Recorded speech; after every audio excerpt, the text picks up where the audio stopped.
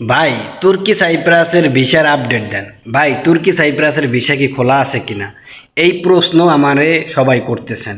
ভাই আমি আগের ভিডিওতে অলরেডি বলছি 2026 সালে তুর্কি সাইপ্রাস বা উত্তর সাইপ্রাস যেটারে বলেন, মানে গুগল বা জেমিনি এরা মানে ইন্টারন্যাশনালভাবে ওইটা চিনে হচ্ছে উত্তর সাইপ্রাস হিসেবে, আর তুর্কি হচ্ছে আলাদা। এই কারণে তুর্কি শাসন করে সাইপ্রাসরে, এই কারণে বলে হচ্ছে তুর্কি সাইপ্রাস, ঠিক আছে। তো ওইখানের ভিসা আমি অলরেডি বলছি ভাই ওইখানের ভিসা খোলা আছে। তো খোলা আছে কি না আপনারা যেহেতু আমার বিশ্বাস করেন না, দালালদের বিশ্বাস করতেছেন, দালালরা বলে ভিসা খোলা নাই। তো চলেন আপনাদেরকে প্রমাণ দেওয়ার জন্য আমার আর একটা ফোন দিয়ে আমি জেমিনির জিজ্ঞেস করব যে ভিসা খোলা আছে কি না। বর্তমান পুরো বিশ্বের খবর জেমিনি রাখে। তো জেমিনির কিছু সাইপ্রাস সম্পর্কে কিছু প্রশ্ন করব, যে প্রশ্নের উত্তরগুলো শুনলে আপনাদের যে প্রশ্ন আছে মনের মধ্যে, সেই প্রশ্নগুলোর উত্তরও আপনারা আমার এই ভিডিও থেকে পেয়ে যাবেন। তো চলেন জেমিনিরে জিজ্ঞেস করা যাক।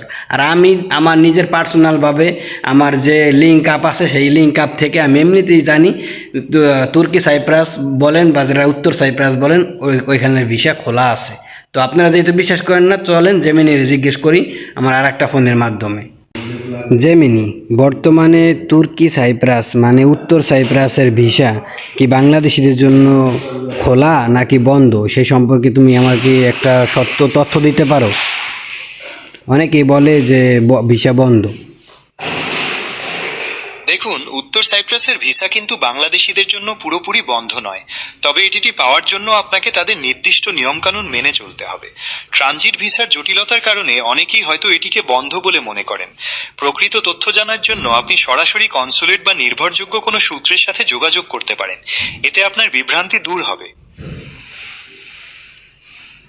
ওকে, ধন্যবাদ তোমাকে আমার এই সত্য তথ্যটা দেওয়ার জন্য। আশা করি আপনারা আপনাদের সঠিক উত্তর এই ভিডিওর মাধ্যমে পাইছেন।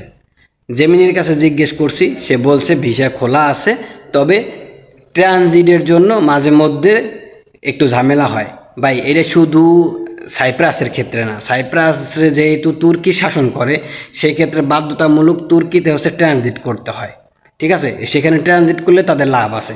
আর যে এজেন্সি আপনাদেরকে নিবে সে তো তার কোনো তো সে যদি ট্রানজিট কোথায় করাইতে হয়, কিভাবে নিতে হয়, এই লিঙ্ক যদি সে তার না থাকে, তাহলে তার কাছে আপনি টাকা কীভাবে কেন দিবেন, আর সে কীভাবেই বা লোক নিবে?